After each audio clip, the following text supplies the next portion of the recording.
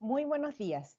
La Superintendencia de Electricidad y Combustibles les da la más cordial bienvenida a la tercera charla relacionada con el Reglamento de Seguridad de las Instalaciones de Consumo de Energía Eléctrica, Decreto Supremo 8.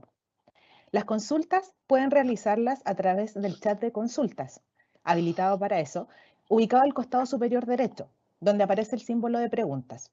Y estas serán atendidas una vez finalizadas las ponencias, y las que no se alcancen a contestar serán respondidas al finalizar el ciclo de charlas, y quedarán publicadas en el sitio de consultas frecuentes de esta superintendencia.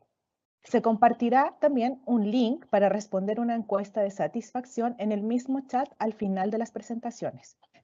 Las presentaciones y videos de las charlas serán publicadas al finalizar el ciclo de estas en un link que se encontrará disponible en la página de la Superintendencia.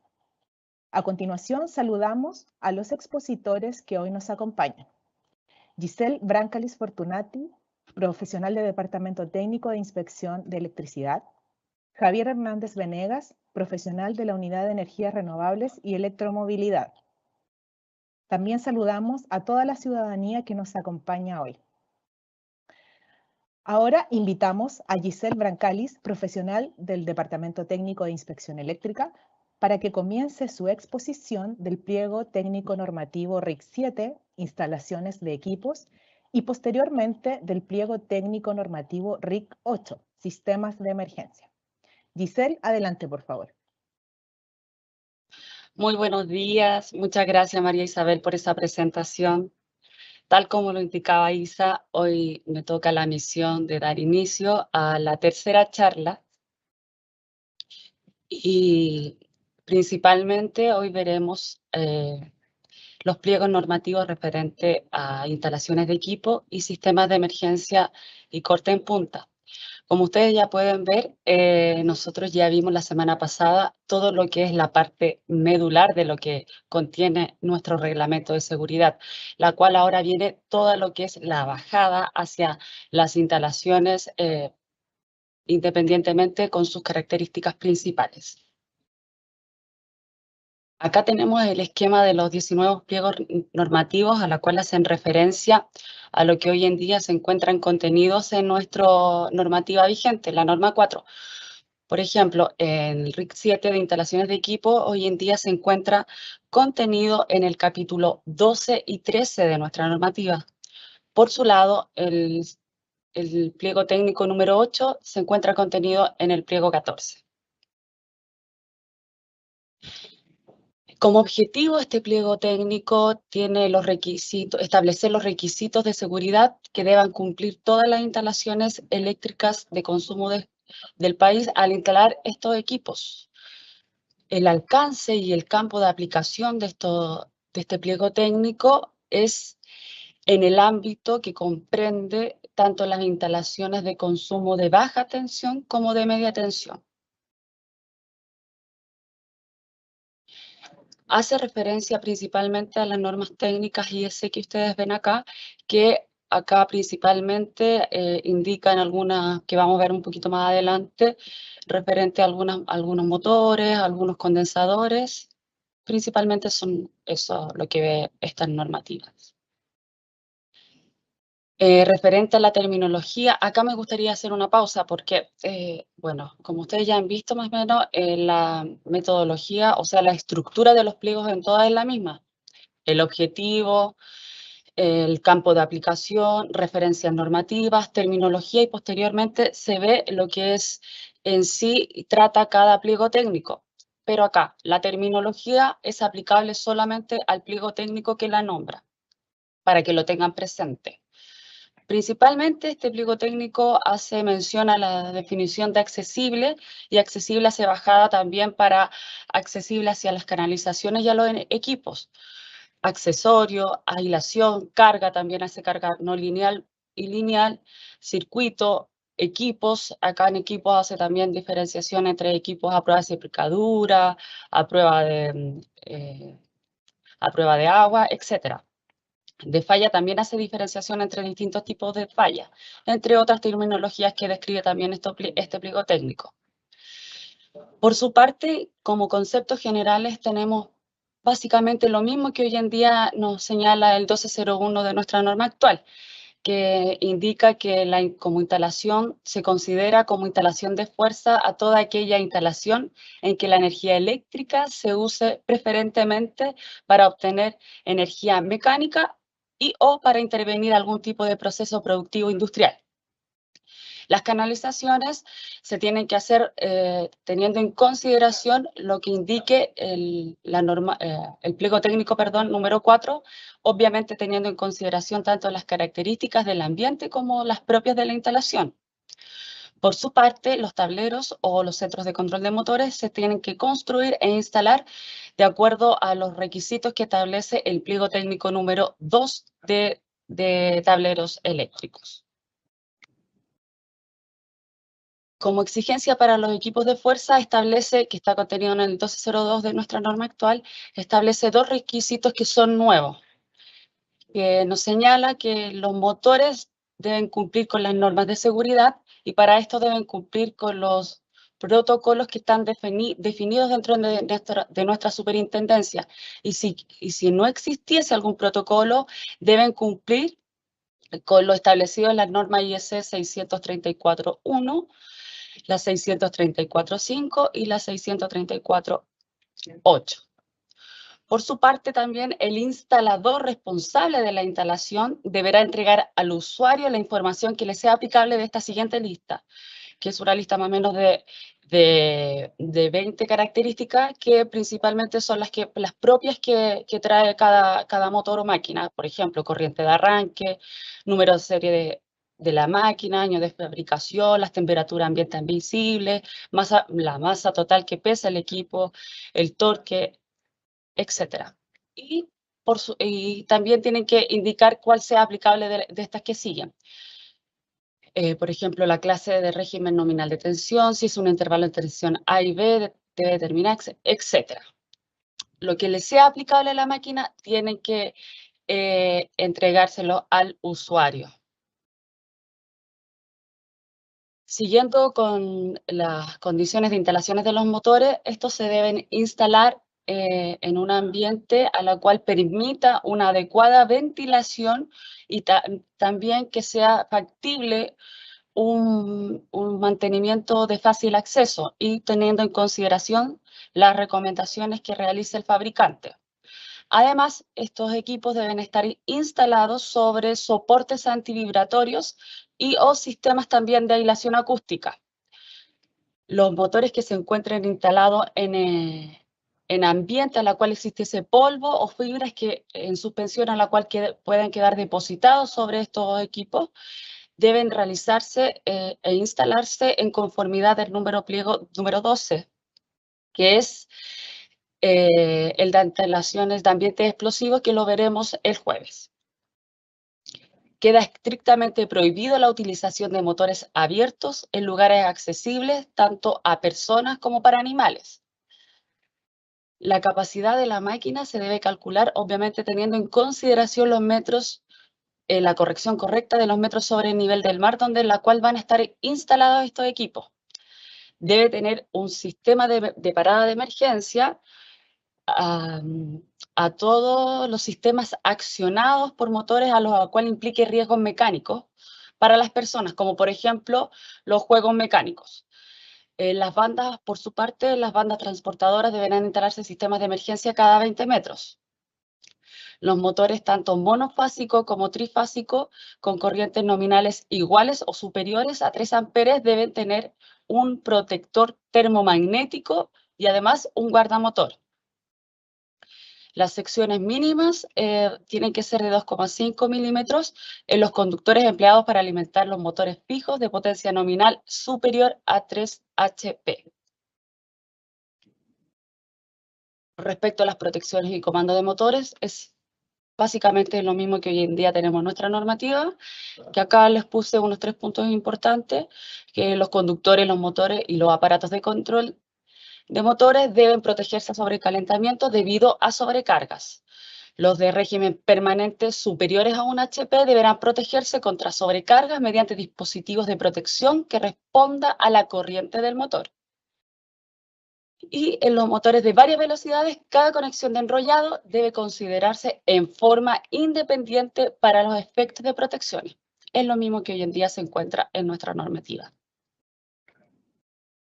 Por su parte, respecto a las protecciones de circuitos diferenciales y asimetría, podemos indicar que deberán contar con una protección de cortocircuito.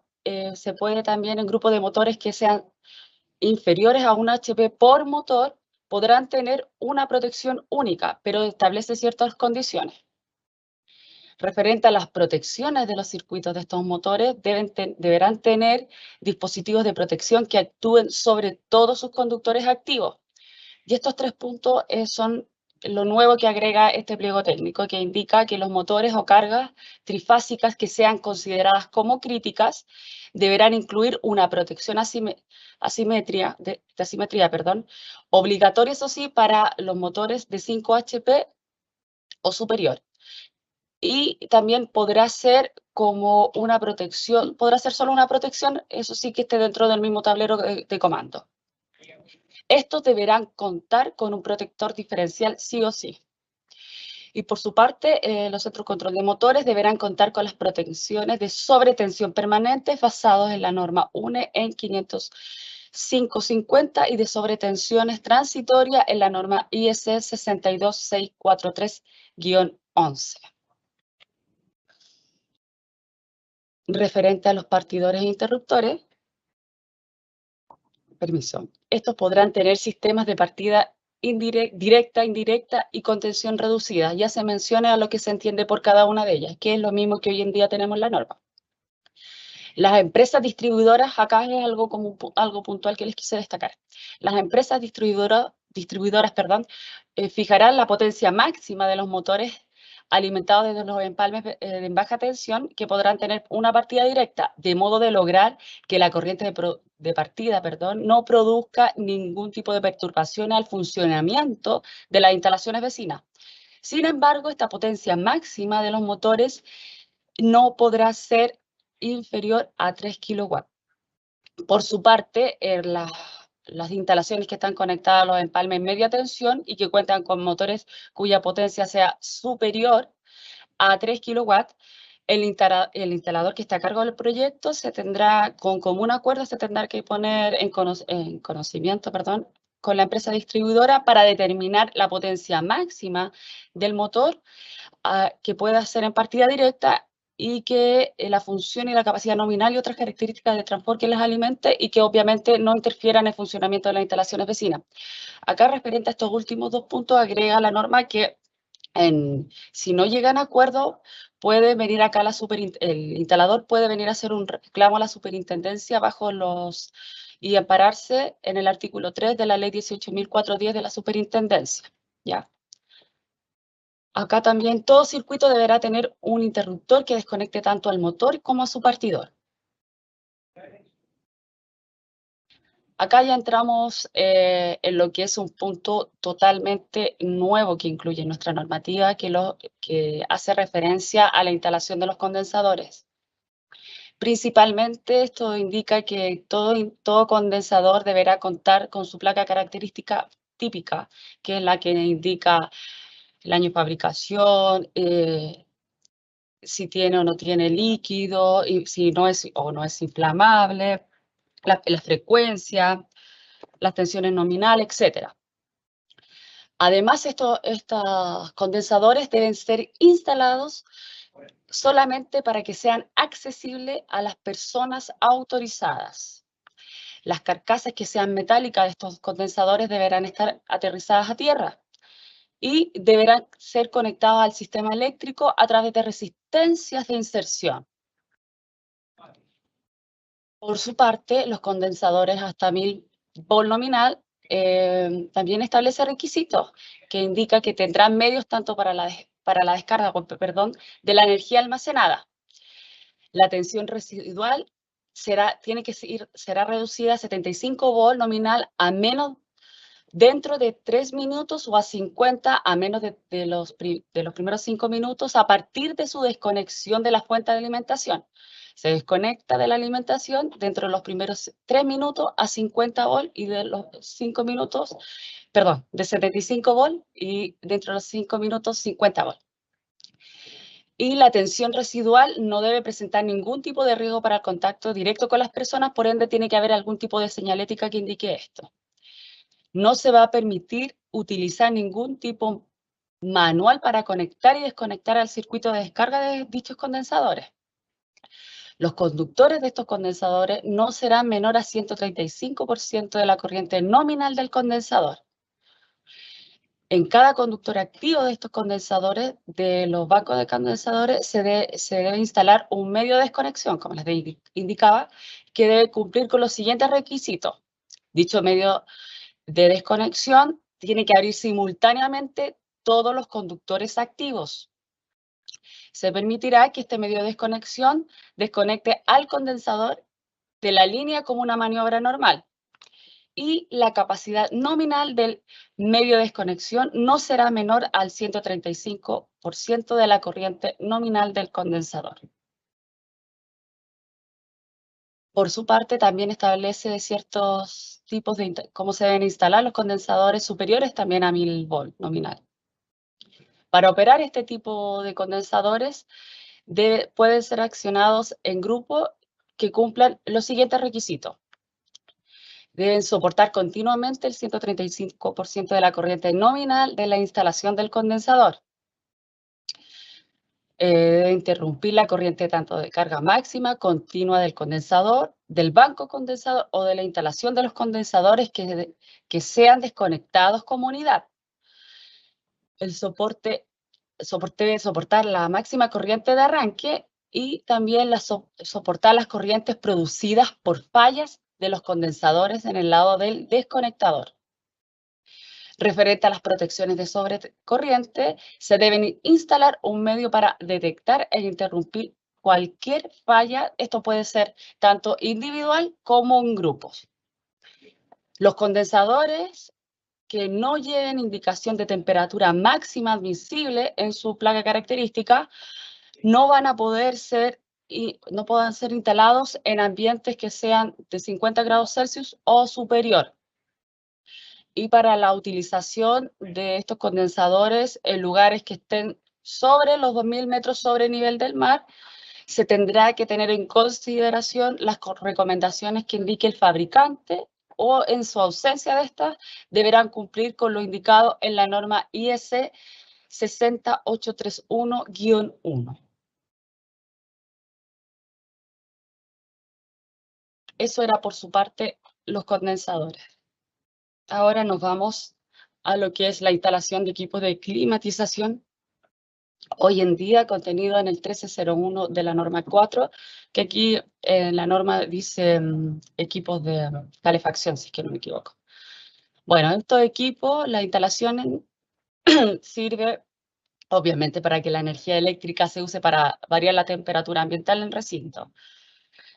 Los circuitos de estos equipos deberán estar separados de otros consumos. Eso sí, las máquinas que necesiten elementos calefactores, acá que la clasificación entre como fuerza, el motor puede indicar como fuerza, pueden conectarse a los circuitos de fuerza. ¿Ya? Acá agrega 2 puntos nuevos que nos señala principalmente que los equipos deberán protegerse de acuerdo a las condiciones particulares a las que estén expuestos. Y por su parte, la instalación se debe hacer respetando las distancias mínimas entre los equipos y los materiales combustibles adyacentes, según obviamente si existiese. tomando en consideración las recomendaciones tanto del fabricante como las que hace mención el pliego técnico 12 de ambiente explosivo. Posteriormente señala que tiene que existir una placa característica que esté visible, que eso hoy en día se encuentra contenido en nuestra normativa. Para equipos superiores a 1 kW debe haber un interruptor incorporado que corte todas sus líneas activas, de lo contrario se debe conectar a un circuito a través de un tablero comando. Eso también sale hoy en día en nuestra norma.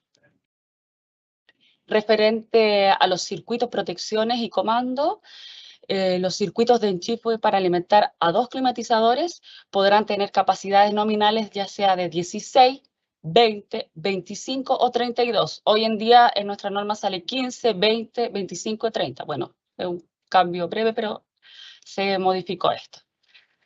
Para equipos superiores deberán alimentarse por un tablero de comando. La sección mínima de estos circuitos deberá ser de 2,5. Y por su parte, también estos circuitos deberán contener algunas de las medidas de protección contra contactos, contra tensiones peligrosas que vimos el día jueves con Felipe. Y acá agrega 2 puntos nuevos que señala que los dispositivos de interrupción controlados térmicamente y la combinación de termostatos e interruptores controlados manualmente podrán utilizarse simultáneamente tanto para controles y también para medios de desconexión, pero establece ciertas condiciones. Acá, muy importante, todos los circuitos deberán contar con protección tanto termomagnética como su protección diferencial. Y los circuitos se deben canalizar según la sección número 7 del pliego número 4.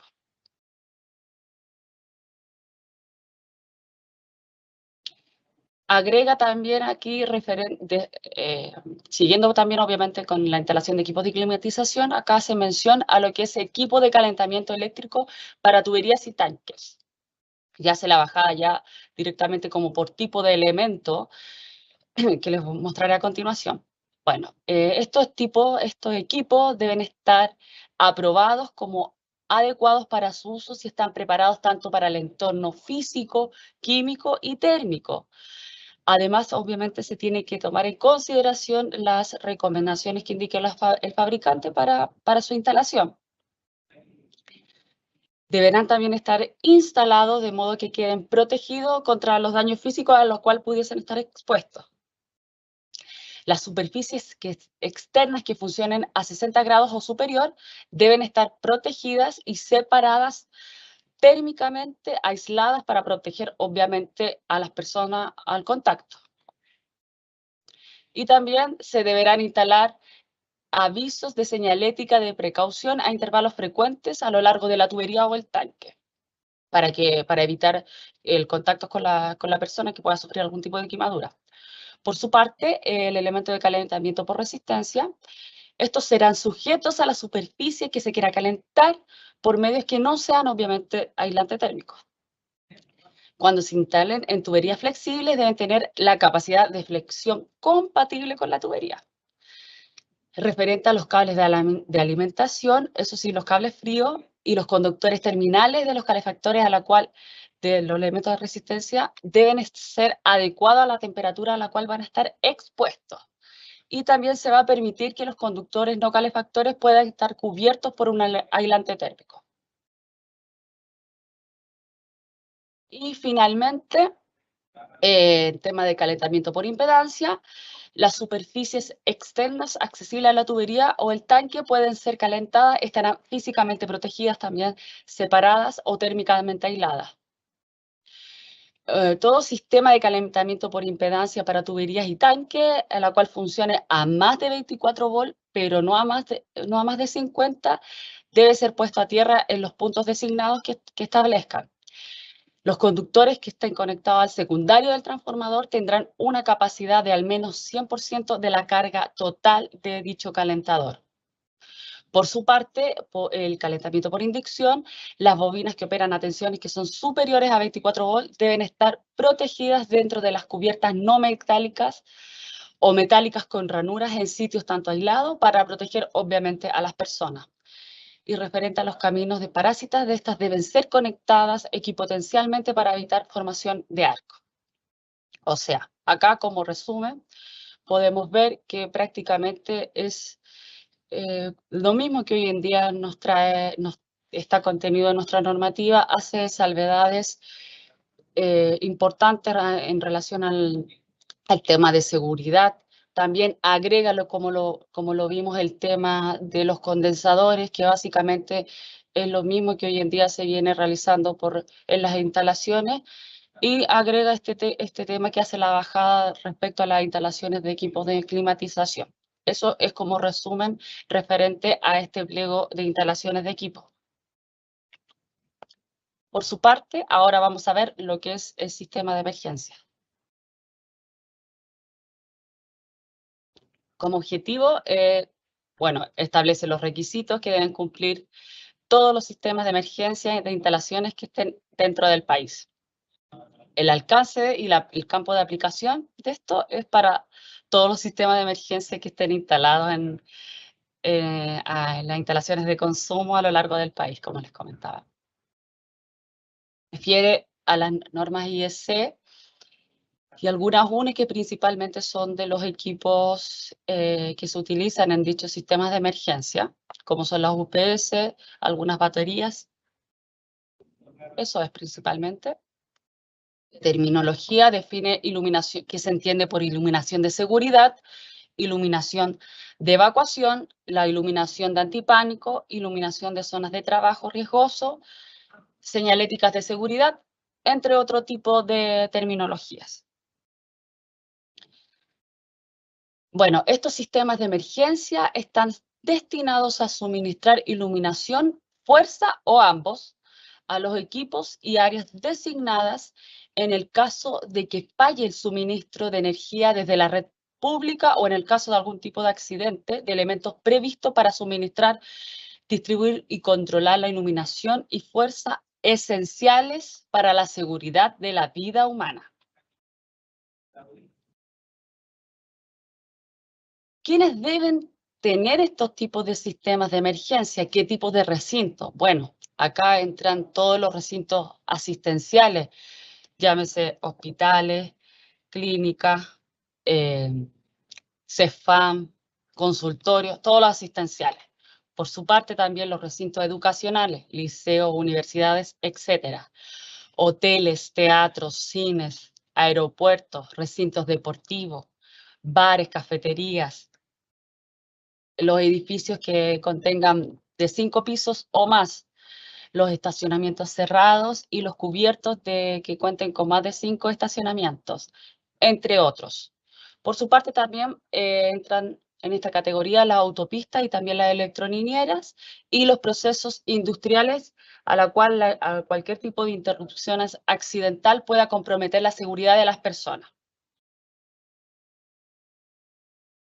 ¿Qué consumo debe alimentar nuestro sistema de emergencia? Bueno, acá el consumo que debe alimentar es el alumbrado de escape, que ahora se entiende como iluminación de seguridad. Todos los sistemas de sustentación de funciones biológicas, acá ya entra, hoy en día en boca de todo lo que es los respiradores artificiales. Acá también hace mención a lo que es salas de operaciones y todo lo que es básicamente en tema más de salud. Sistema de alarmas tanto de incendio como de robo. Los sistemas de combate de extinción de incendio. Acá hace mención a todos los sistemas, por ejemplo, de extracción de humo, todo lo que se ocupe para el combate de extinción de incendios. Sistema de alimentación de centros de carga de transporte público, las unidades de suministro de combustible que están contenidos en el decreto 138 del año 2015 del Ministerio de Energía, y todo otro consumo que tenga características similares. También se puede alimentar como sistema de emergencia. Estos sistemas de emergencia se deben se deben canalizar mediante lo que esté establecido en el reglamento, en el pliego número 4, sección 7. Los equipos que se utilicen en estos sistemas deberán ser aprobados para el uso específico en sistema de emergencia.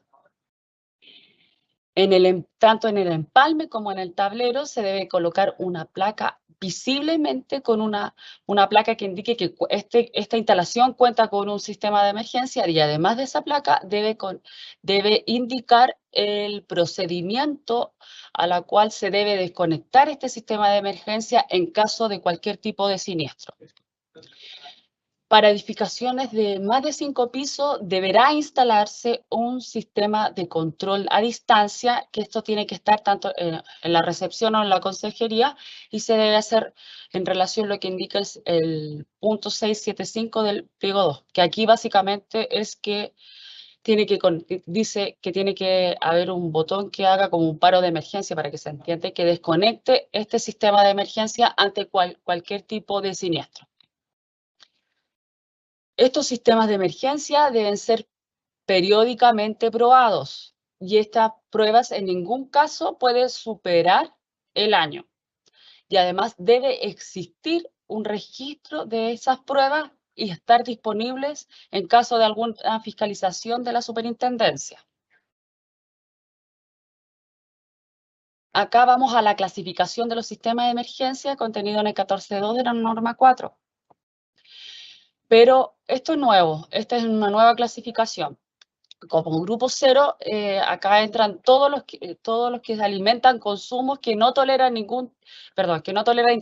interrupciones superiores a los 15 minutos. Por su parte, el grupo 1 son los que alimentan consumos que no toleran interrupciones superiores a los 15 segundos. Y el grupo 2 son los que alimentan consumos que no toleran interrupciones. Grupo 0, superior a 15 minutos. Grupo 1, superiores a 15 segundos. Y el grupo 2 no tolera ningún tipo de interrupción. Esto es nuevo, porque la clasificación era distinta a la que hoy tiene contenida en la norma 4. De cómo se alimentan nuestros sistemas de emergencia. Bueno, este sistema se puede alimentar por baterías acumuladores, por grupo motor generador, por este tipo de equipos autoenergizados, por UPS y por empalmes separados también. Esto también está contenido hoy en nuestra normativa. Por acá yo les destaqueo algunos puntos que son nuevos. De las baterías de acumuladores podemos decir que esto sirve para alimentar tanto el grupo 0, el 1 o el 2. Perdón. El funcionamiento de esta batería debe ser capaz de mantener una tensión no menor al 85% del valor nominal. Esto sí lo debe tener constante y debe soportar no inferior a 60 minutos toda la carga. Y para edificios de más de 5 pisos, estos 60 minutos se pasan a 120 minutos. O sea, 120 minutos deben funcionar las baterías y ser capaces de tener una tensión no menor al 85% del valor nominal. Dichas baterías deben tener una vida mínima de 10 años en 20 grados Celsius, o sea, en condiciones de 20 grados Celsius. También estas deberán estar ubicadas en un recinto que permita una fácil ventilación, de modo de evitar que se produzcan acumulación de gases. Y las instalaciones de dichas baterías deberán cumplir lo establecido en la norma 1 en 502.72-2. Por su parte, el grupo motor generador también sirve para alimentar los 3 grupos, pero aquí hace mención y una salvedad respecto al grupo número 1 y 2, que deberán contar sí o sí con equipo de control de transferencia automática, porque recuerden que el 2 es el que no tolera interrupciones y el grupo 1 el de los 15 segundos. Pero por su parte, el grupo 0, ya que el grupo 0 está establecido que son los consumos que superan 15 minutos de desconexión, estos ningún problema, que pueden estar conectados y hacer transferencia manual. Estos motores deberán tener un estanque de combustible a la cual permita el funcionamiento a plena carga de 120 minutos como mínimo. Acá en la norma actual me parece que sale 90, ahora se amplía a 120 minutos como mínimo. referente a las unidades autoenergizadas, podemos decir que estas deben ser tales como para mantener el 87,5% de su tensión nominal durante un mínimo de 60 minutos a plena carga. Y hasta esos edificios, para edificios hasta 5 pisos y los de superiores para asistenciales, educacionales, etcétera, debe ser de 120 minutos.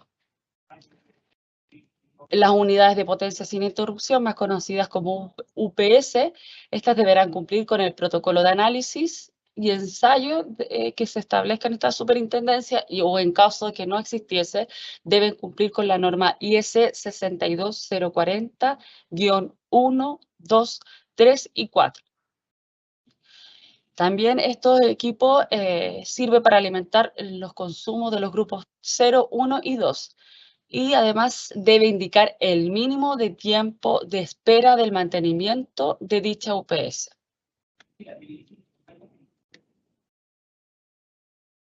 Acá nos vamos de lleno a lo que es el circuito de emergencia e iluminación de reemplazo, que es parte de nuestro sistema de emergencia de respaldo, a la cual permite que la continuidad de las actividades normales. Cuando éste proporcione una iluminación inferior al alumbrado normal, se usará para terminar el trabajo de forma segura. Acá establece que dicha iluminación de reemplazo deberá ser no inferior a 5 lux por 2 horas como mínimo a todos los recintos asistenciales, pero acá se menciona recintos asistenciales que se entienda, por ejemplo, en sala de hospitalización, de sala común, en los pasillos, en las salas de espera. Se tiene que establecer 5 lux por 2 horas como mínimo. Por su lado, todo lo que viene en sistema como en la urgencia o en los pabellones ya de operación, el nivel de iluminancia debe ser igual que el alumbrado normal durante 2 horas como mínimo.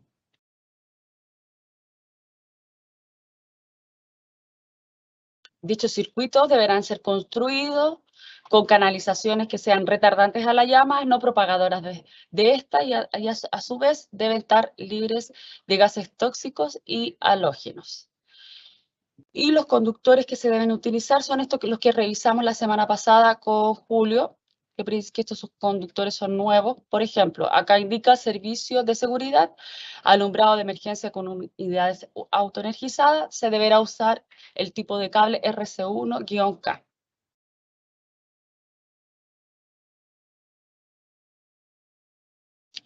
Bueno, los circuitos de emergencia deberán ser totalmente independientes. Aquí hace una excepción, claramente, pero es como muy obvia, que esta condición se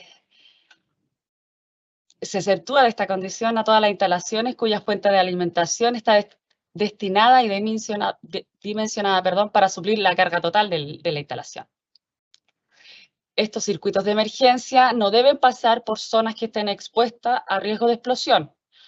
Y todo edificio de más de 5 pisos de niveles debe contar con una red inerte. Esto hoy en día se encuentra contenido en nuestra normativa, pero acá yo les quise destacar lo que incluye, que es como las exigencias nuevas que incluye nuestro pliego técnico. El punto de alimentación, bueno, este circuito debe cumplir las siguientes condiciones. El punto de alimentación deberá estar ubicado en el primer piso, en la fachada de este, y debidamente señalizado que indique red inerte de bomberos. Esto es lo nuevo. El punto B también es totalmente nuevo. Esta red tendrá a lo menos una alimentación por piso en un lugar visible que no esté a más de 40 metros en cualquier dirección de salida de emergencia, escalera, puerta, etc. Los conductores empleados serán los indicados en la tabla 8.1, que fue la que vimos anteriormente. Esto es como, bueno, esto está contenido, dice la capacidad mínima del circuito será de 5 kilowatts en disposición monofásica, pero agrega esto como nuevo. Y los conductores serán de una sección mínima de 4 milímetros. Esto es nuevo. Referente a las canalizaciones, deben ser embutidas o preembutidas, utilizando para ello ductos metálicos que cumplan con los requisitos definidos en la tabla que veremos a continuación. Y una resistencia al fuego mínima de RF90. Esto también es exactamente lo mismo que hoy en día establece, y los circuitos, los enchufes de dicho circuito deberán estar claramente identificados. referente a lo que entendíamos por canalización. Esto también es la tabla que les explicaba a Julio la semana pasada, donde indicaba, por ejemplo, el código 5, que tiene que ser mínimo 5, el que sigue también 5, si es 4 ya nuestra canalización no cumple, en este caso para dicho tipo de circuito.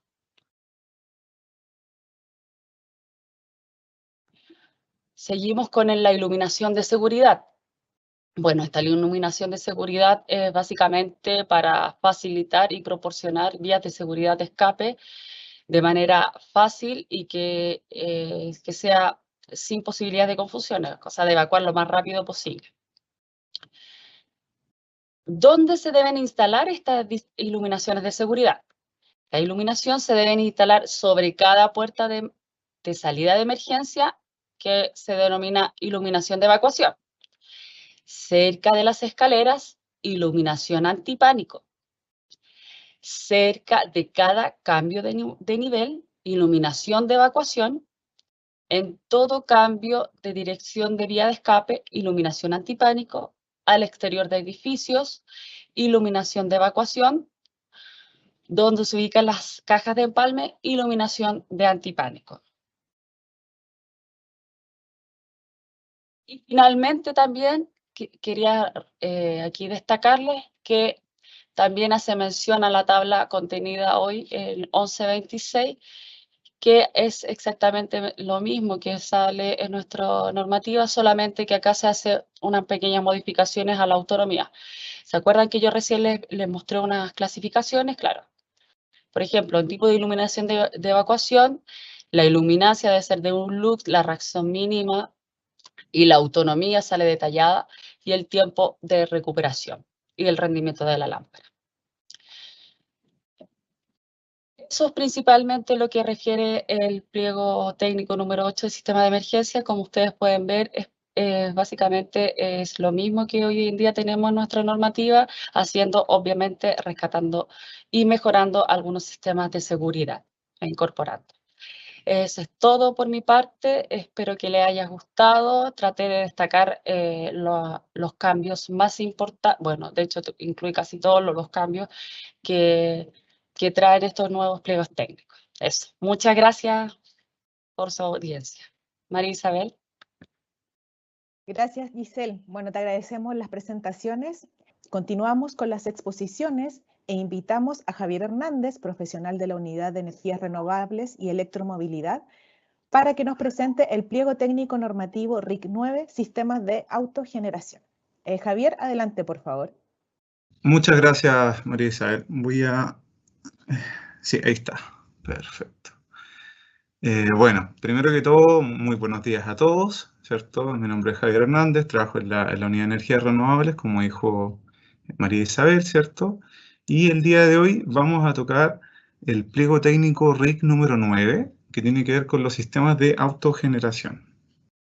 Ya, como dijeron mis compañeros anteriormente, acá se muestra el esquema de los diferentes 19 pliegos técnicos, dentro de los cuales nosotros vamos a hablar justamente el día de hoy de lo que sería el actual capítulo 14, ¿cierto? De la norma 4/2003, y que obviamente trae un montón de nuevas exigencias, ¿cierto? Y de regulación, debido a que vamos a justamente hablar todos estos problemas que habían antiguamente con el relé de potencia inversa, ¿cierto? De cómo yo me conecto a la red. Por lo tanto, hoy día, ¿cierto? Vamos a tratar de que esto quede un poquito más claro, ¿ya? Entonces, primero tenemos que este pliego técnico 9, ¿cierto? Tiene como objetivo, ¿cierto? Establecer los requisitos de seguridad que deben cumplir todos los sistemas de autogeneración en las instalaciones de consumo de energía eléctrica del país. Entendemos ya lo que es instalación de consumo, ¿cierto? De la unidad de medida, ¿cierto? O del medidor hacia adentro. Dentro del alcance y campo de aplicación, ¿cierto? Esto va a aplicar siempre al diseño, la ejecución, la inspección y el mantenimiento y conexión de todas estas instalaciones de consumo que van a operar en paralelo con la red eléctrica de distribución. Hay que entender eso, ¿cierto? Vamos a operar en paralelo. No son aplicables las disposiciones de este pliego a las instalaciones a las que se refiere el inciso sexto del artículo 149 y el artículo 149 de la Ley General de Servicio Eléctrico. En otras palabras, generación distribuida, ¿cierto? Entonces, este pliego técnico va a hablar solamente de instalaciones de autogeneración que no inyectan energía a la red, a diferencia de la generación distribuida. Y ahí dentro de las referencias normativas, ¿cierto? Tenemos, ¿cierto? Lo que es la IS 62, la 60.255-1, que va a estar principalmente ligada a el relé de potencia inversa. Entonces, dentro de las exigencias generales, ¿cierto? Sabemos que el diseño y construcción debe asegurar que la instalación no presenta riesgo para los operadores o usuarios, ¿ya? Además que el funcionamiento no debe provocar averías en la red ni disminuciones en las condiciones de seguridad ni de calidad, ni tampoco alteraciones superiores a la admitida por la normativa vigente. Entonces, lo que se está mostrando acá, ¿cierto? Son diferentes sistemas de autogeneración que no inyectan energía a la red, tales como la generación fotovoltaica que ustedes están viendo en el lado izquierdo, ¿cierto? O la aerogeneración, ¿cierto? O a través de un aerogenerador, ¿verdad? En una estación de servicio, o en el lado de acá abajo un equipo de cogeneración eficiente, ¿cierto? Que principalmente, en términos muy generales, ¿cierto? Es un grupo electrógeno que obviamente funciona produciendo energía eléctrica, ¿cierto? Y ocupando el calor en vez de botarlo afuera, ¿cierto? También para, obviamente, ocuparlo calentando, digamos, el agua que va al interior de ciertas tuberías. En el fondo nos permite utilizar ambos tipos de fuentes de energía en un mismo proceso, ¿ya? Dentro de la terminología, ya que establece este nuevo pliego técnico, tenemos algunas cosas que son bastante nuevas, ¿ya? Y dentro de ellas se habla de la anti-isla, ¿ya? Entonces, la anti-isla no es más que un sistema de protecciones que consiste en el uso de relés o controles que evitan el abastecimiento y consumo del sistema de distribución en forma aislada al resto del sistema interconectado. ¿Qué quiere decir esto? Que de alguna manera yo no puedo entregar energía a la red con un sistema de esto. Es decir, si opera la red eléctrica de distribución y yo tengo mi sistema de generación, estos sistemas de generación tienen que contar con esta protección de modo de no estar inyectando energía a la red, ¿cierto? Porque de alguna manera van a ver, ¿cierto?, que se produjo una isla y por lo tanto ellos deberían dejar de funcionar. ¿Ya? La isla ahí habla de la condición cuando se produce un corte de la energía eléctrica suministrada por la empresa distribuidora y queda aislada, permanece separado del resto de la red eléctrica, quedando energizada solamente por los equipamientos de generación. La isla interna es una condición que se provoca cuando, igual como le dije anteriormente, ¿cierto? Se ha producido un corte de energía en la red eléctrica de distribución, ¿cierto? Y la instalación interior de consumo queda aislada del resto del sistema de distribución, pero queda energizada por los equipamientos de generación, ¿cierto? Porque en este caso, dentro del alcance, ¿cierto?, se permite que funcionen estos sistemas de autogeneración en el modo isla interna, es decir, siempre funcionando desconectados de la red eléctrica para no inyectar energía hacia ella. Otra de las cosas interesantes dentro de la terminología de este pliego lo son el equipo de monitoreo de generación, ¿cierto?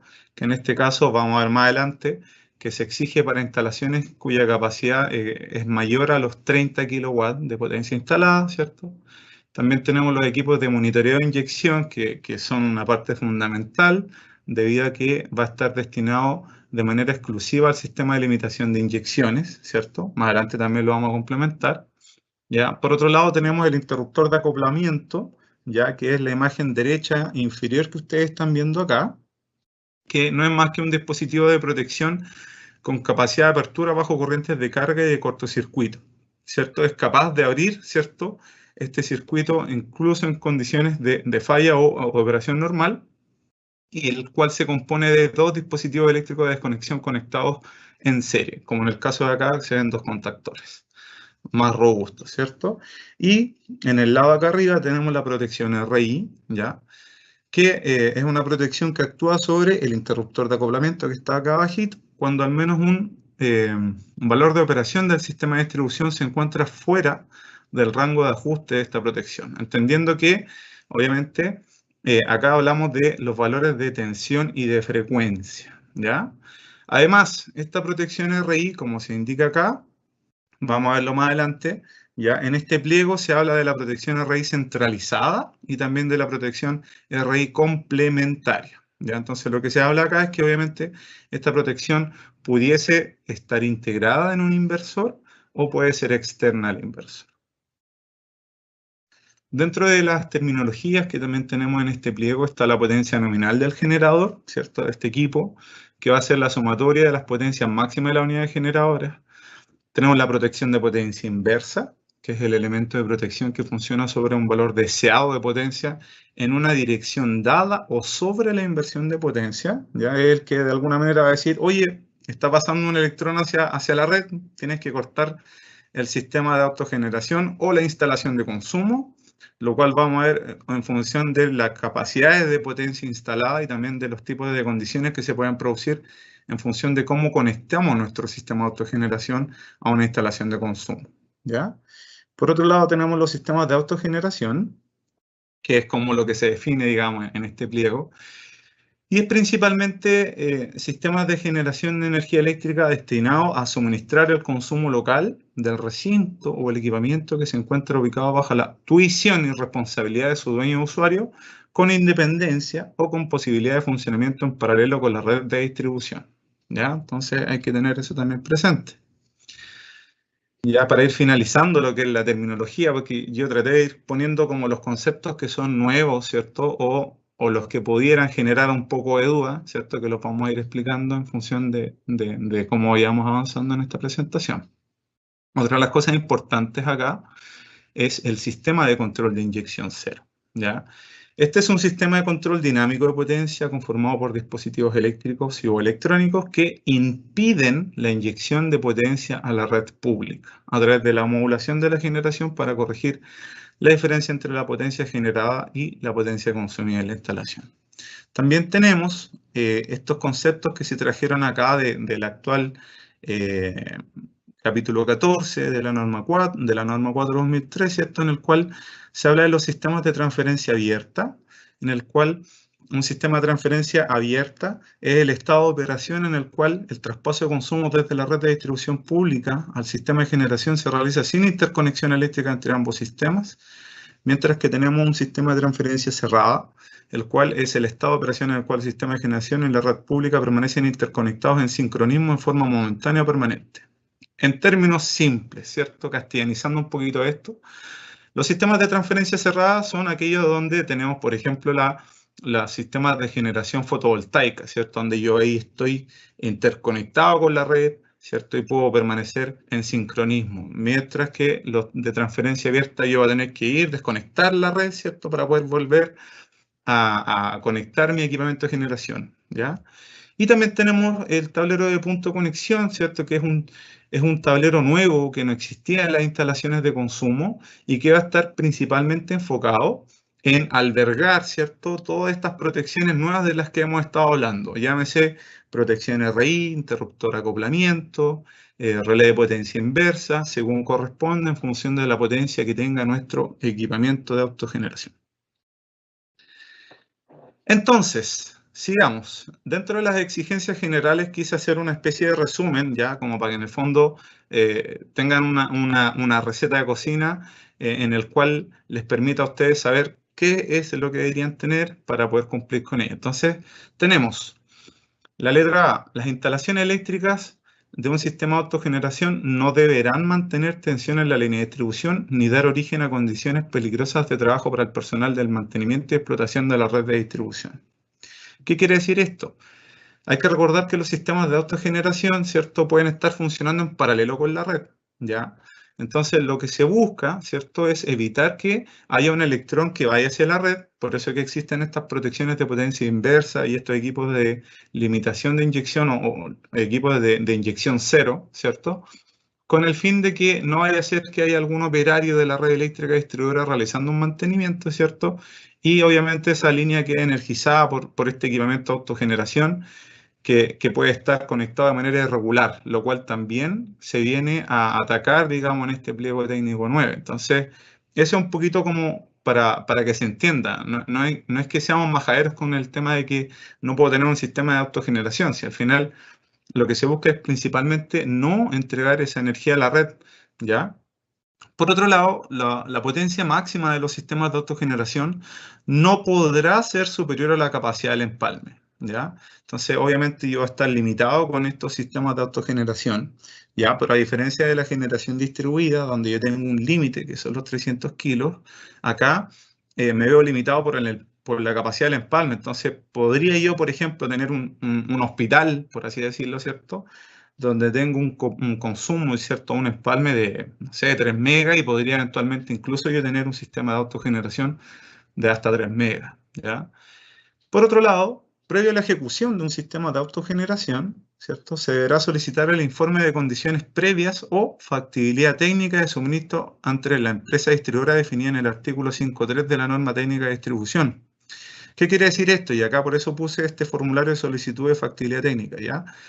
Nosotros como superintendencia oficiamos, digamos, a las distribuidoras hace un tiempo atrás para que ellos pudieran incorporar en el certificado de factibilidad técnica, ¿cierto?, la solicitud de ustedes, ¿cierto?, de los diferentes usuarios o ciudadanía, en función de si quieren tener un sistema de autogeneración o incluso la infraestructura para una electromovilidad. Entonces eso eventualmente hoy día ya existe, ya está operativo, por eso lo quisimos mostrar ahí, porque eso va a ser uno de los antecedentes que van a tener que entregar cuando se realice la declaración, o más bien dicho, la comunicación de puesta en servicio de un sistema de autogeneración. Dentro de las exigencias generales, ¿cierto?, previa a su puesta en servicio deberá ser declarado mediante una comunicación de energización ante la superintendencia, y ahí les doy un guiño, un adelante de lo que se nos viene para este año, ¿cierto?, el T5, que va a ser un trámite de uso exclusivo para su declaración, el cual ya está en desarrollo, ¿cierto?, ya lo tenemos ahí en desarrollo, donde se van a pedir hartas cosas y por lo tanto es un tema que ya va avanzando. Por otro lado, toda instalación eléctrica de un sistema de autogeneración debe ser proyectada y ejecutada bajo la supervisión directa de un instalador eléctrico autorizado por la superintendencia de la clase A o B. Ya hay que tener presente que en un sistema de autogeneración ustedes ya se dieron cuenta que la limitante está asociada a un empalme, y por lo tanto acá vamos a tener instalaciones que pueden tener capacidades muy altas, ¿cierto? Y por lo tanto hay diferentes tipos de generación. Ya no solamente fotovoltaica, cogeneración, puede haber una generación diésel. Entonces obviamente los conocimientos que se requieren son un poquito más complejos, ¿ya? Donde hay que tener otro tipo de competencias para poder realizar la proyección y también el mantenimiento de este tipo de instalaciones. Por eso es que está en esa exigencia. Además, deberá cumplir con el sistema de protección de interconexión hacia la red, el cual vamos a explicar un poquitito más adelante, ¿ya? Y lo importante acá es que se deberán regularizar las instalaciones de autogeneración que sean detectadas por las empresas distribuidoras. Acá también establecemos el procedimiento de información y cómo se debiera normalizar este tipo de instalaciones por parte del usuario, ¿ya?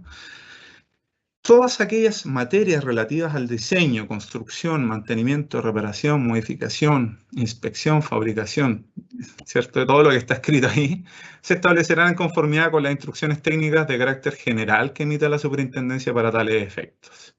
En ausencia de estas, podrán aplicarse las instrucciones técnicas normativas definidas bajo los artículos 149 bis, en este caso de generación distribuida. ¿Qué quiere decir esto?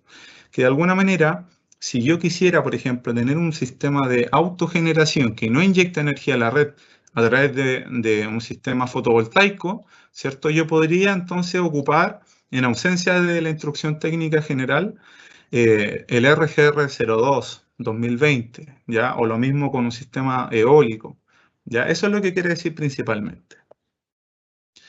Por otro lado, y también ahí les hago el guiño de lo nuevo que hemos estado realizando durante este año, ¿cierto? Este mismo pliego, el pliego técnico 9, de acuerdo a su punto 5.7, ¿ya? Establece que se requiere contar con un trámite que permita monitorear y fiscalizar las instalaciones de autogeneración que hay en el país, por eso que le dice el guiño del T5, y en otro de sus puntos, en el 5.13, establece que los sistemas de autogeneración aislados de la red y de distribución deberán ser diseñados y declarados de acuerdo a la instrucción técnica de carácter general que imparta la superintendencia y no les serán aplicables las disposiciones técnicas de este pliego, ¿ya?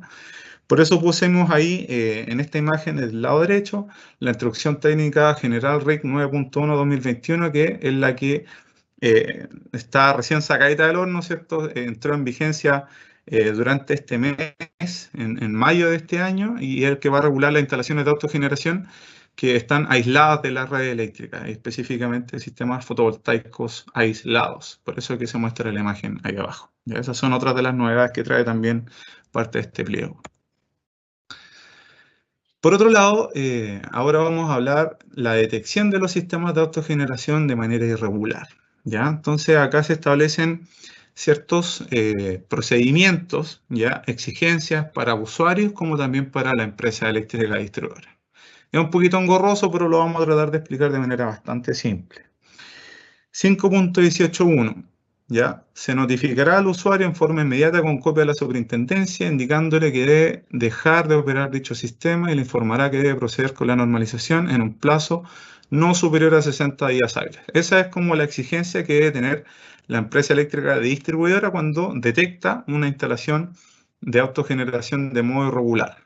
¿Ya? Eso es como lo primero. Luego, en el caso de que en esa misma inspección o visita, ¿cierto?, donde la empresa distribuidora haya visto esto, ¿cierto?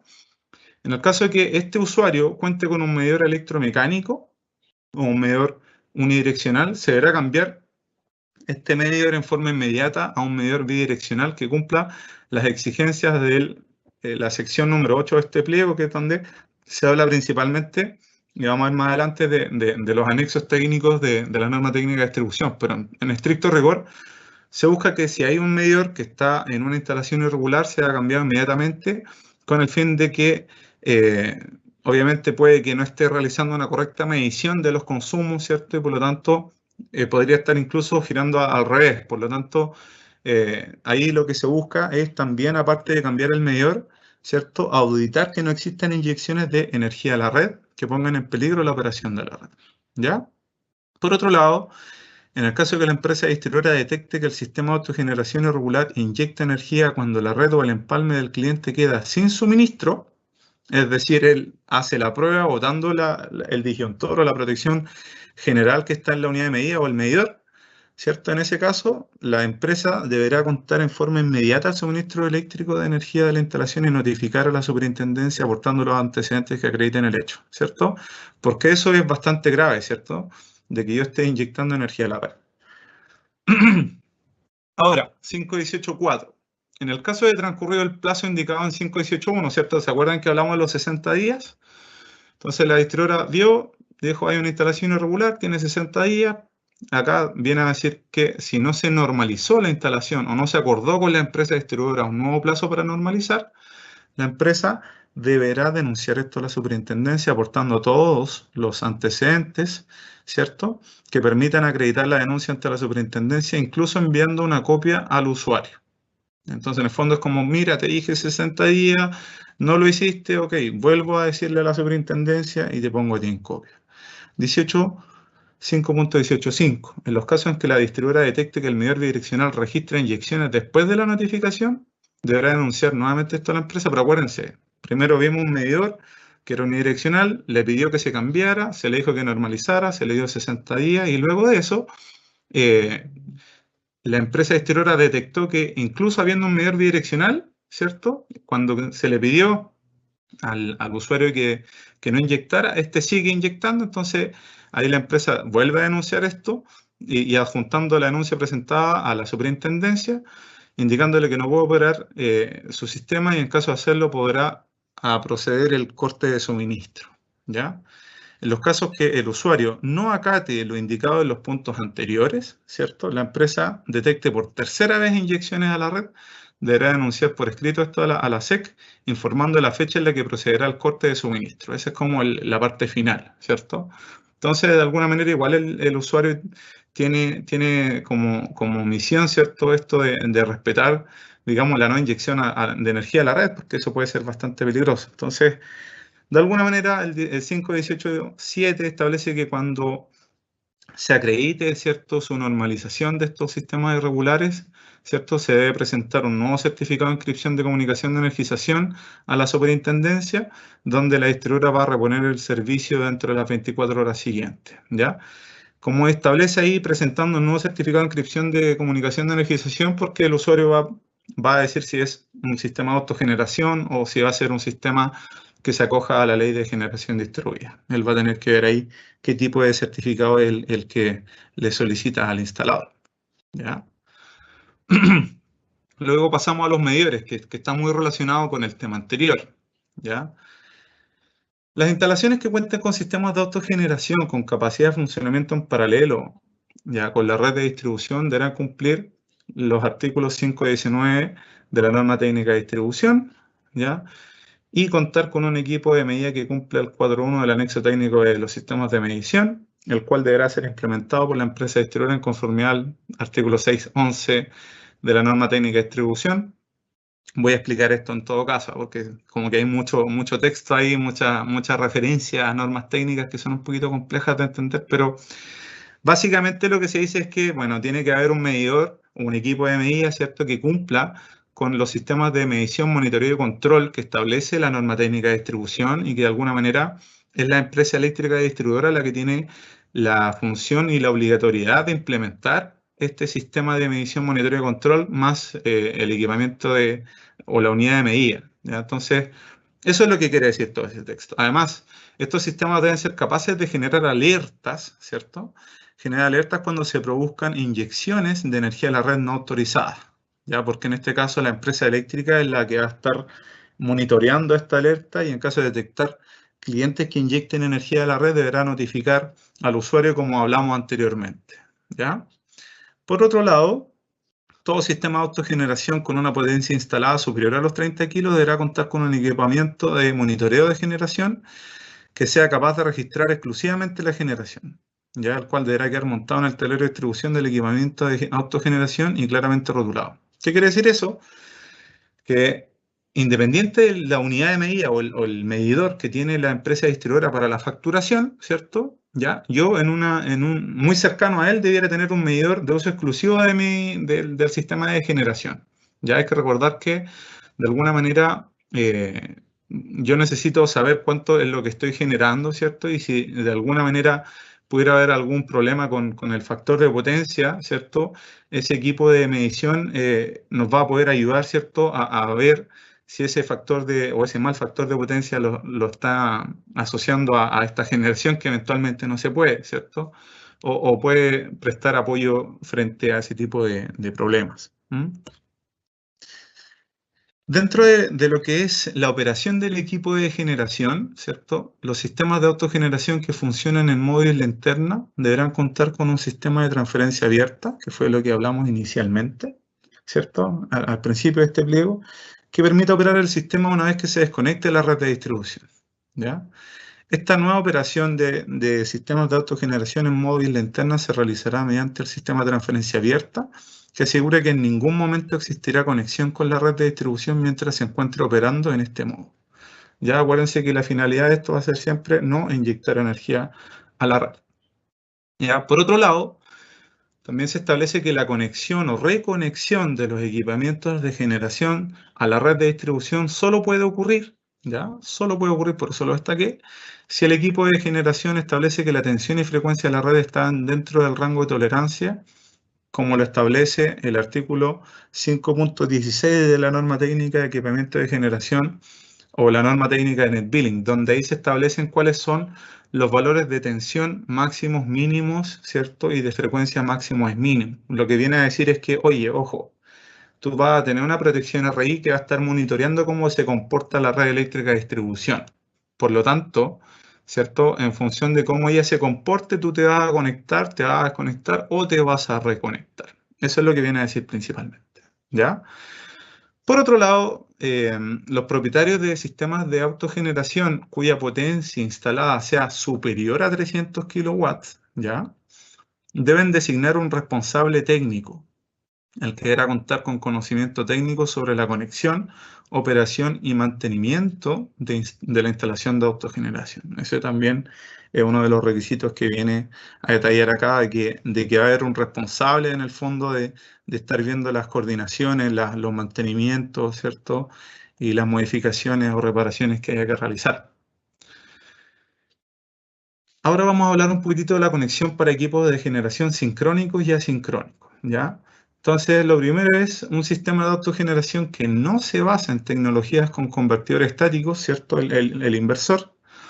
Para el control de sus parámetros de funcionamiento y de sincronización con la red deberá contar a lo menos con los siguientes equipos, ¿cierto? Y ahí se habla de que deben tener estos voltímetros simultáneamente midiendo la tensión y la fuente, digamos, en la red, los frecuencímetros, los sincronoscopios.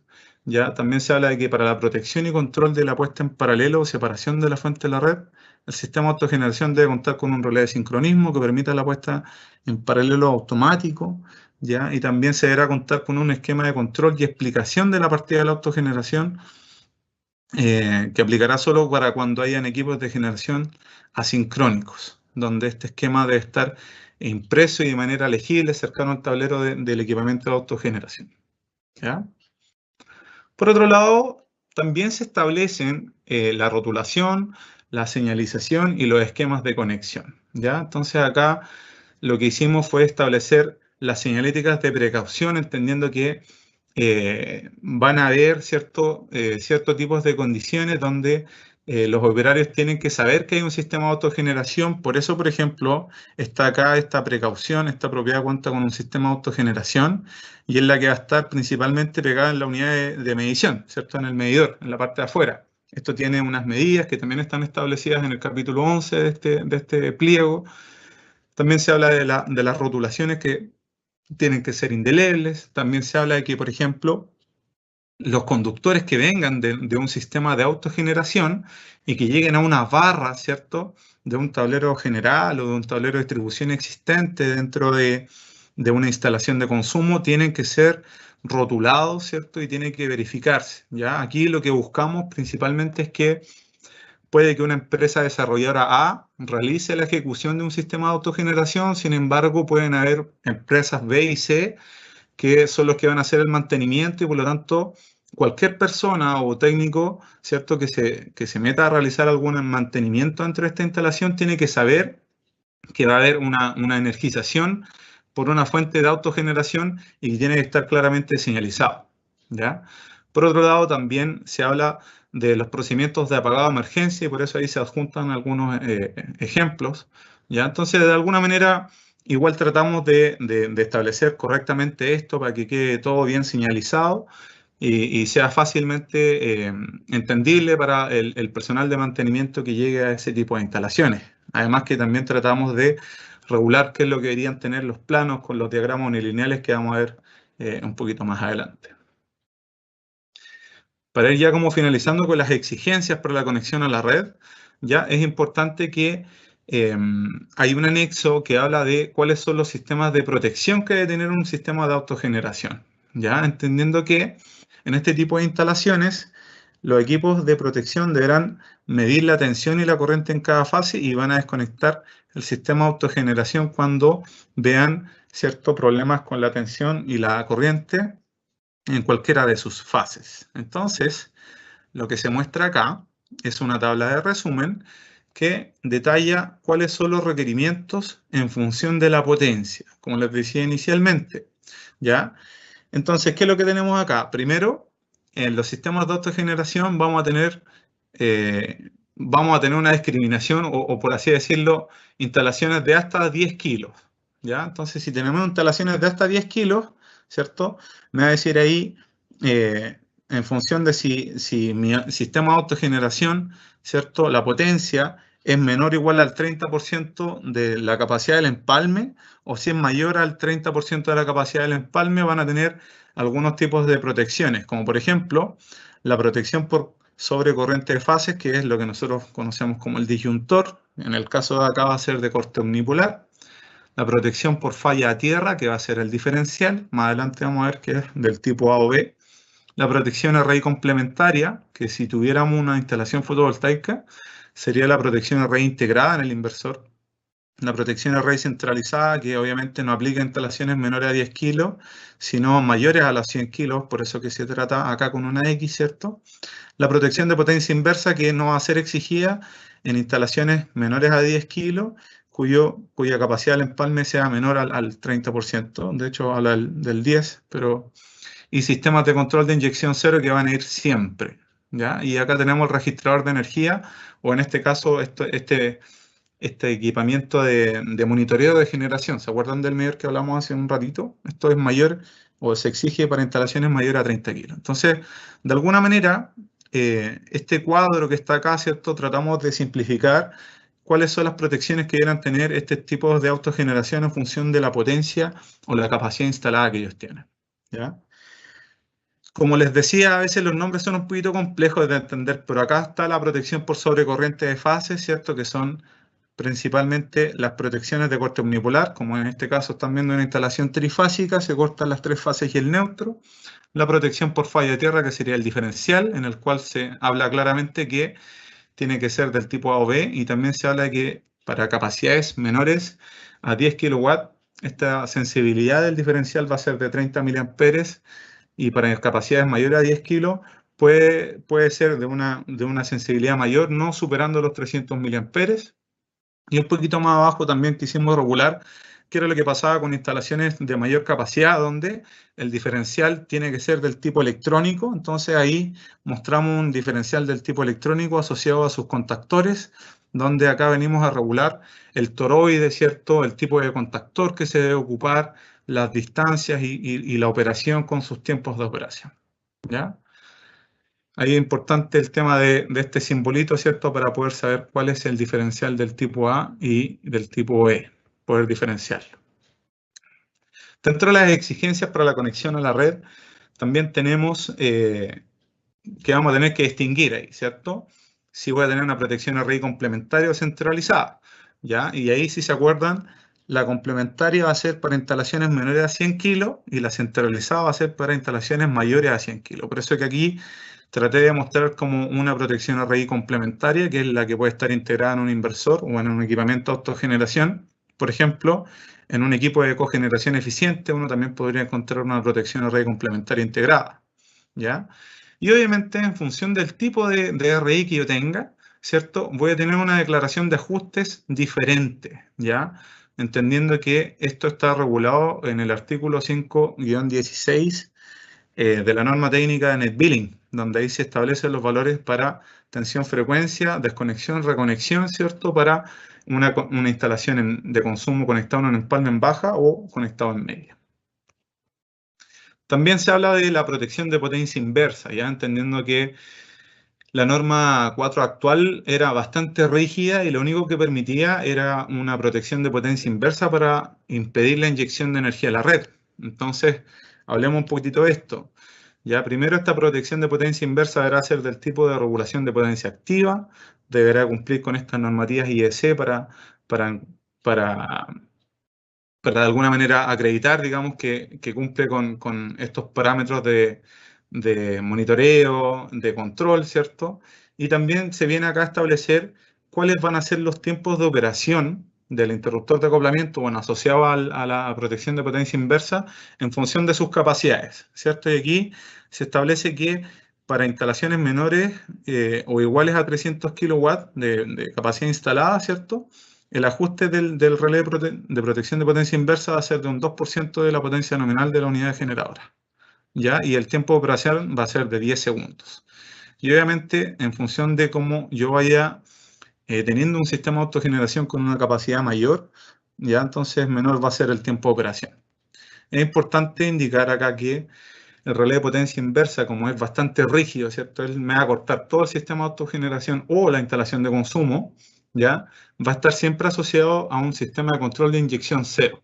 De modo que antes de que opere la protección de potencia inversa, ¿cierto? Va a estar, ¿cierto? Jugando ahí lo que es el sistema de control de inyección cero, reduciendo la generación para que obviamente no opere la protección de potencia inversa, entendiendo lo complejo que podría ser, ¿cierto? Botar una planta de 1,5 megas o de 3 megas o de mayor capacidad. Nos vamos a ir a los esquemas de protecciones para sistemas de autogeneración. Esto es un poquito más complejo, pero vamos a tratar de hacerlo más simple, ¿ya? Primero, acá tenemos en el lado derecho, ¿cierto? Un diagrama unilineal, que es el que aplicaría para la primera condición, la más simple de todas. Y aquí estamos hablando, por ejemplo, de sistemas de autogeneración de potencias bastante pequeñas, 1 kilo, 2 kilos, 3 kilos, ¿ya? Entonces, primero me dice, este diagrama, ¿cierto?, va a aplicar para potencias menores a 100 kilos, cuya capacidad de generación no supera el 10% de la capacidad del empalme, ¿cierto? Si tengo un empalme de 10 kilos, bueno, ahí puedo tener un sistema de 1 kilo y voy a poder cumplir con esto, ¿ya? Y por lo tanto, lo vamos a explicar de la siguiente manera. Acá, ustedes en la parte inferior están viendo un sistema de generación que se compone de diferentes paneles fotovoltaicos. Estos paneles fotovoltaicos van a ir hacia el inversor, ¿cierto? Que obviamente va a transformar la corriente continua en alterna. Y ahí pusimos una protección RI con el interruptor de acoplamiento que están integrados en el inversor. Por lo tanto, acá se compone ya de la protección RI complementaria, que es la que se establece en este pliego. Luego esto tiene un sistema, o sus sistemas de protecciones, que son los que hablamos anteriormente, ¿cierto? Los disyuntores, los diferenciales, están dentro de este tablero de distribución de autogeneración, ¿ya? Y esta a su vez se conecta con el tablero general, entendiendo que pueden haber otro tipo de tableros de distribución dentro de la instalación de consumo, ¿ya? Y luego tenemos la unidad de medida, el empalme. Entonces, acá está el tablero de punto de conexión que yo les mencioné al principio de esta presentación, ¿ya? Este tablero de punto de conexión lo que va a tener ahí es el sistema de inyección cero, ¿cierto? Que va a ser, lo que él hace es estar ahí sensando, ¿cierto? Cómo se comporta la energía, ¿cierto? Él va a estar viendo de alguna manera los parámetros de la red eléctrica, ¿cierto? Y va a estar viendo también en paralelo la generación que yo estoy teniendo en un mismo momento para obviamente decir, oye, tienes mucha generación, vas a tener que bajar tu sistema de generación para igualarlo, para no inyectar energía a la red. Esa es la finalidad, ¿cierto? No inyectar energía a la red. Entonces, tratamos siempre ahí de poder colocar la mayor cantidad de antecedentes, ¿cierto? No nos da mucho espacio en el AutoCAD porque sí va a haber mucho menos, pero hay que entender que mientras más información ustedes le den a la superintendencia en cuanto a las caídas de tensión, los tableros que se incorporan, la canalización, los conductores, ¿cierto? Más fácil va a ser la revisión por parte de la superintendencia, que es lo que se busca, ¿ya? Por otro lado, tenemos que hay diferentes esquemas de conexión en función de si mi capacidad es mayor a los 100 kilowatts de potencia instalada, ¿ya? Entonces, por eso que el esquema de acá es un poquito más complejo, ¿ya? Si ustedes lo ven, tenemos la opción A, que habla de la protección array centralizada junto a la protección de potencia inversa del sistema de control de inyección con operación sobre el interruptor de acoplamiento que va a desconectar el sistema de autogeneración.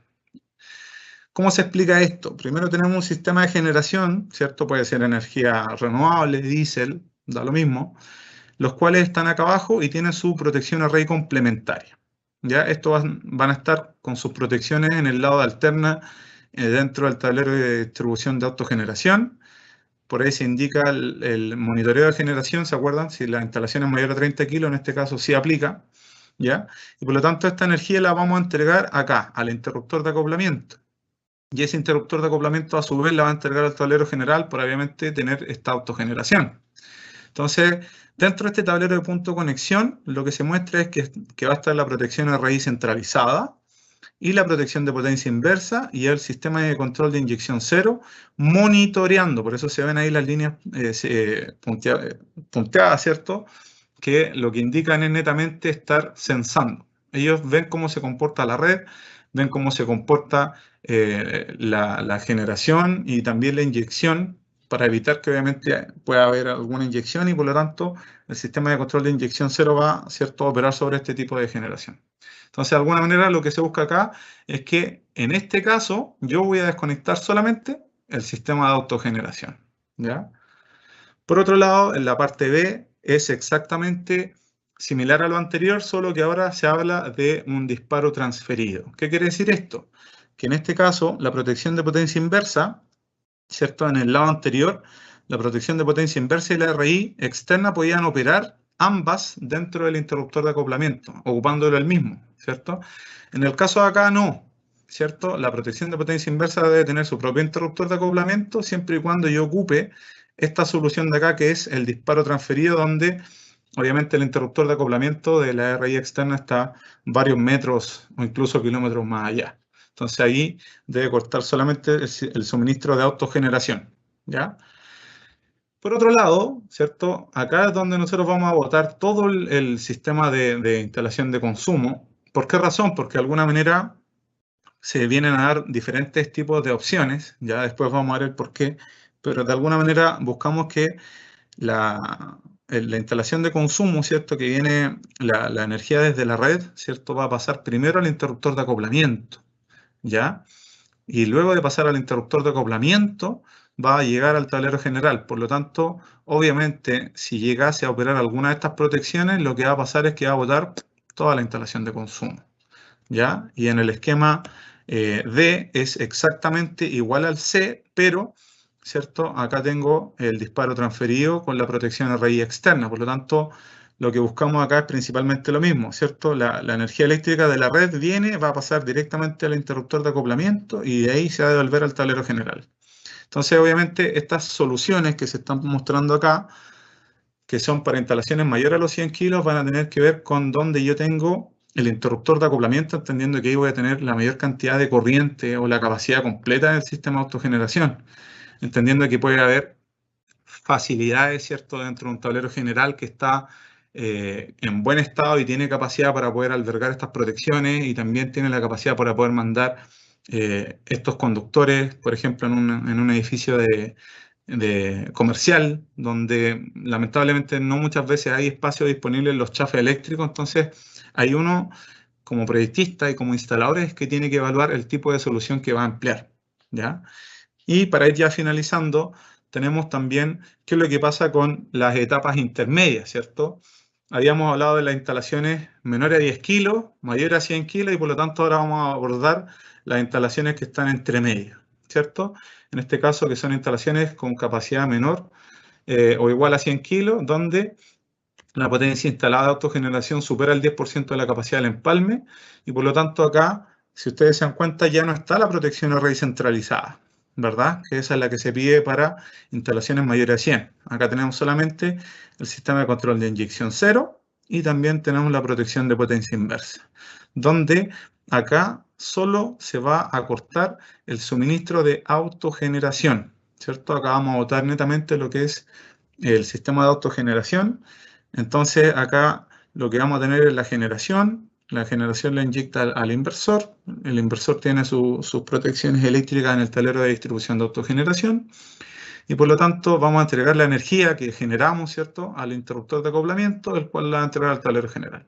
Si llega a ocurrir algún problema en la red, ¿cierto?, o se detecta que a lo mejor pudiera haber algún electrón que está pasando, ¿cierto?, hacia la red, la protección de potencia inversa va a ser operar el interruptor de acoplamiento, botando, en este caso, el sistema de autogeneración. Y para finalizar, ¿cierto?, tenemos ahí también, bajo el mismo esquema o criterio, ¿cierto?, una conexión diferente donde del medidor, ¿cierto?, ahora voy a llegar al interruptor de acoplamiento y el interruptor de acoplamiento voy a volver a entregar la energía al tablero general, por lo tanto acá yo boto toda la instalación de consumo. Insisto, acá están todas las modalidades diferentes que se pueden dar para una conexión, entendiendo que es el instalador quien va a tener que, en función de lo que disponga en terreno, ¿cierto?, de las longitudes, de lo complejo que puede ser a lo mejor tener o no disponer de canalización existente para poder mandar esto, ¿ya? Pero bueno, esas son las soluciones que quisimos implementar. Y con eso terminamos este pliego número 9. Desde ya les agradezco a todos su tiempo, su asistencia y espero que hayamos podido hacer lo más claro posible. Eso. Le doy el pase a María Isabel.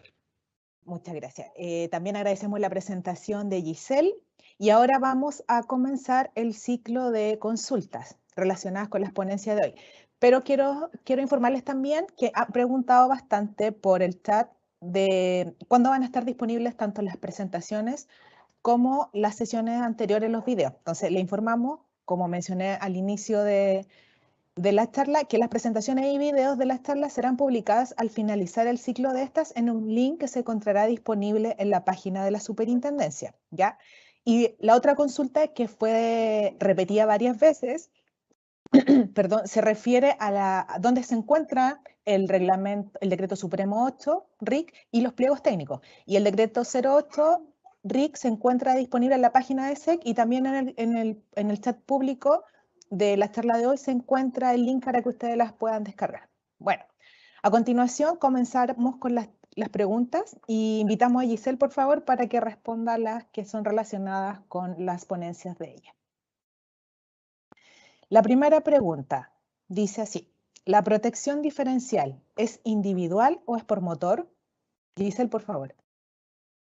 Muchas gracias, María Isabel. El pliego 7 establece que la protección diferencial debe ser por motor, pero establece condiciones cuando son de protecciones de cortocircuito, cuando se pueden hacer en grupo, pero establece ciertos requisitos. Pero en referente a los protectores diferencial es por motor. Perfecto, muchas gracias, Giselle. La segunda consulta.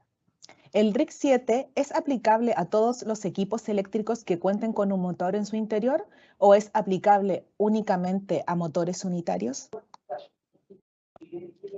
Como les comentaba, cada pliego técnico hace mención a la cual son aplicables cada uno. En este caso, indica a todas las instalaciones eléctricas que tienen equipos de motor o los equipos que se tratan precisamente en dicho pliego técnico. Gracias, Giselle. La tercera consulta dice así: ¿las instalaciones existentes que no cumplan con los puntos incorporados en los pliegos técnicos deberán ser regularizados? Si es así, ¿cuánto tiempo se tendría para aquello? Bueno, acá es importante recordar que estos pliegos técnicos no son retroactivos. Recuerden que dichos pliegos técnicos entran en vigencia a mediados de julio, con excepción del pliego 15, que este ya entró, si es que no me equivoco, en marzo. Ese ya se encuentra operativo, pero el resto de los pliegos técnicos entra en vigencia a mediados de julio. A partir de esa fecha, todas las instalaciones que presenten algún tipo de T1, alguna ampliación o se inscriban como nuevo, tienen que cumplir con estos nuevos requisitos que establecen cada dicho pliego técnico. Con excepción, súper importante esto, con excepción de los que ya cuenten con un permiso de edificación previo a la entrada en vigencia. Si ya cuentan con un permiso de edificación, como les comentaba previo a la entrada en vigencia, podrán instalarse y declararse según lo establecido en la norma 4. Gracias, Giselle. La siguiente pregunta dice: ¿las vías de evacuación deben de tener equipos de iluminación autoenergizados? Sí, ahí yo les hice mención precisamente a los equipos que deben tener autoenergizados, también las clasificaciones de dichos equipos que también se clasifica como tipo de iluminación de evacuación, antipánico, y también la autonomía que deben tener dichos equipos. Eso está referido en la tabla 8.3 del pliego número 8 para que lo revisen. Perfecto. Y finalmente la última consulta dice así: ¿los circuitos de emergencia de iluminación deben ser todos diseñados con ductos y cables libres de halógenos? Sí, precisamente señala que todos los ductos a los cuales se instalan este tipo de circuitos deben ser con cables, con conductos que estén libres de gases tóxicos y libres de halógenos, sí, y retardantes a la llave. También quería destacar, María Isabel, ahí me voy a tomar unos minutitos, para hacer mención que, como ustedes ven, la mayoría de nuestros pliegos técnicos hace referencia a distintas normativas, tanto IEC como UNE, en la cual nosotros como superintendencia estamos trabajando en hacer un convenio para posteriormente tenerlas ojalá visibles y abiertas a las consultas de toda la ciudadanía, tanto a la ciudadanía como ustedes como los instaladores, ya para que tengan la visualización de dichas normas. Eso, muchas gracias. Perfecto, muchas gracias a ti, Giselle, por las ponencias y por aclarar las dudas que estaban relacionadas con el pliego normativo que expusiste hoy. Bueno, ahora invitamos a Javier Hernández, por favor, para que proceda a responder las consultas que son relacionadas con las ponencias que efectuó hoy. Perfecto. Javier, la primera consulta dice así: ¿cuál es la diferencia entre el relé de potencia inversa y el sistema de inyección cero? Ya, buena pregunta. A ver, lo primero es que el relé de potencia inversa es considerado una protección eléctrica, ¿ya? Que de alguna manera viene a a estar mandando. Él es el que manda la señal. Él dice, mira, acá hay un electrón que está pasando hacia otro lado y por lo tanto te ordeno, ¿cierto? Le ordena al interruptor de acoplamiento, en este caso, a botar el sistema de autogeneración. En el caso de un sistema de control de inyección cero, es diferente porque es un dispositivo que puede ser electrónico, ¿cierto? Asociado generalmente a un sistema de medición, ¿ya?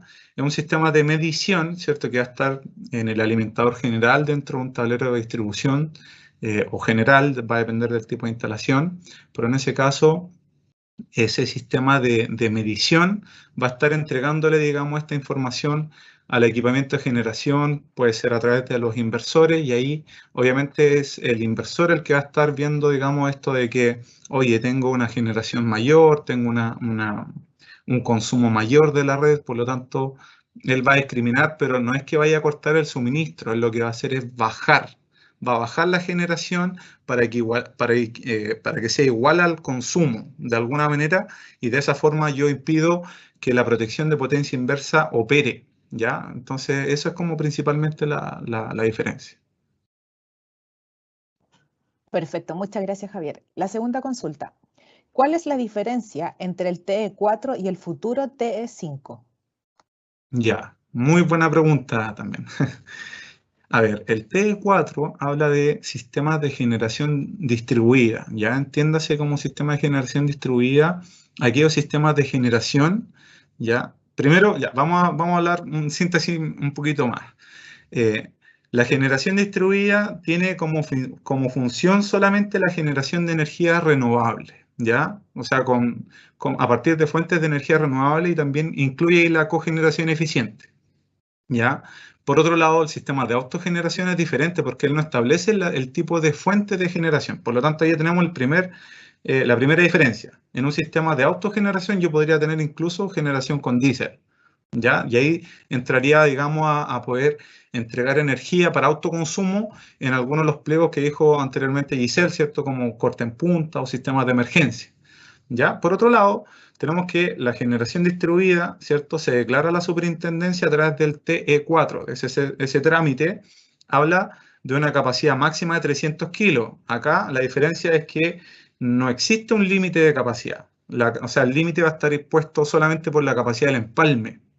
Ahí es donde yo dije que podría ser un claro ejemplo de eso, es la planta de cogeneración eficiente de Noracid, en el norte, donde tienen una capacidad de autogeneración de 3 megas, donde tienen una capacidad de empalme de 9 megas. O sea, imagínense, no hay restricciones, netamente la capacidad del empalme.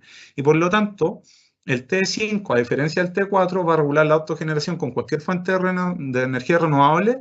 Va a tener que tener una factibilidad técnica, que es la que va a entregar la empresa eléctrica distribuidora, ¿cierto? Y no va a tener límite de potencia, pero sí va a tener estas restricciones de tener el relé de potencia inversa, el sistema de control de inyección cero, ¿cierto? Y también va a tener las demás protecciones eléctricas que ya dijimos, como los disyuntores, ¿cierto? Los diferenciales, las protecciones RI complementarias o centralizadas.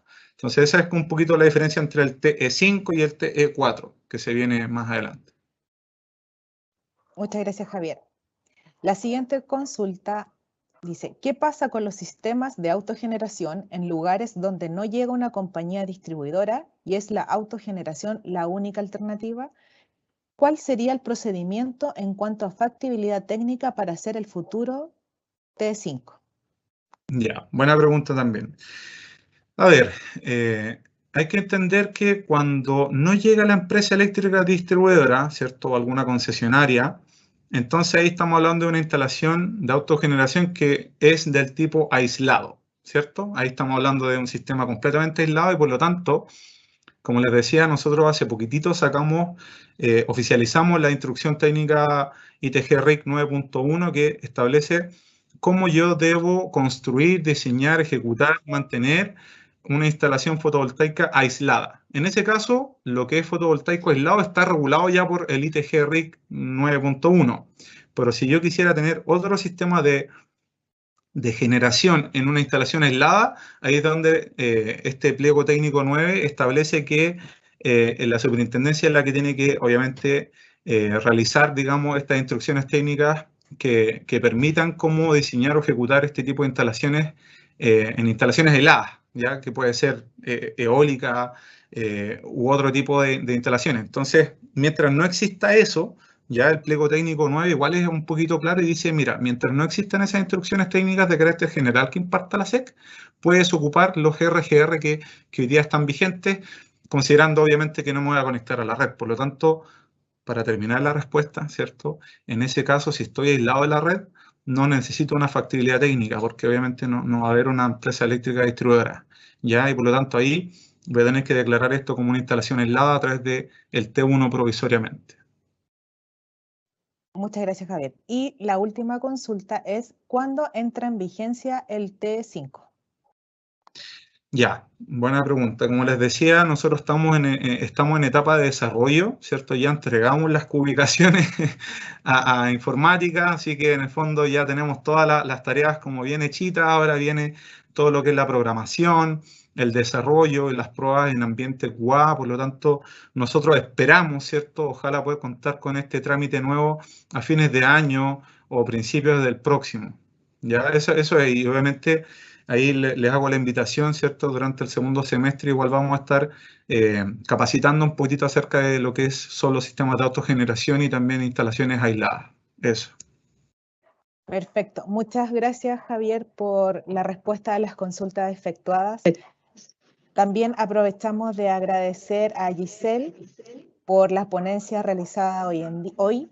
Agradecemos también la asistencia y los invitamos cordialmente a la siguiente charla que se realizará el jueves 3 de junio a las 10 a.m. Les recuerdo, por favor, responder la encuesta que se encuentra publicada en el chat de la charla de hoy. También se encuentra publicada el link para descargar tanto el decreto como los distintos pliegos técnicos. Aprovecho de informarles nuevamente y recordarles que tanto las charlas y los videos, las presentaciones y los videos de las charlas serán publicados al finalizar el ciclo de estas en un link que se encontrará disponible en la página de la Superintendencia. También quisiéramos invitar a los instaladores eléctricos que hoy nos acompañan que mantengan actualizados sus correos electrónicos en la plataforma del e-declarador, por favor. ¿Para qué? Porque ante una futura información, si la superintendencia necesita enviarles esa información para que estén actualizados los correos, ¿ya? Que tengan un muy buen día y buenas tardes.